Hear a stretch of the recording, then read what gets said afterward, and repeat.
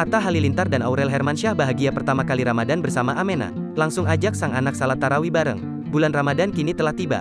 Semua umat muslim kini telah menjalankan ibadah puasa, termasuk pasangan Atta Halilintar dan Aurel Hermansyah. Di bulan suci kali ini, ada hal yang berbeda dari Atta dan Aurel. Mereka begitu bahagia lantaran kehadiran Amena Hanan Nur Atta. Ya, ini adalah kali pertama mereka menyambut bulan Ramadan bersama Amena. Hadirnya sang anak, Amena Hanan Nur Atta membuat keluarga kecil mereka makin lengkap dan harmonis. Aurel dan Atta tak hentinya bersyukur atas nikmat yang Tuhan berikan untuk keluarga mereka. Tahun ini pertama kali bertiga, kata Atta dengan wajah sumringah. Ih luar biasa ya Allah, terima kasih, ucap Aurel menimpali, dilansir Tribun Style dari YouTube pada Sabtu, tanggal 2 April tahun 2022. Saat itu, Atta dan Aurel hendak melaksanakan ibadah salat tarawih di rumah. Namun, Atta tiba-tiba meminta Aurel untuk mengajak Amena ikut salat tarawih.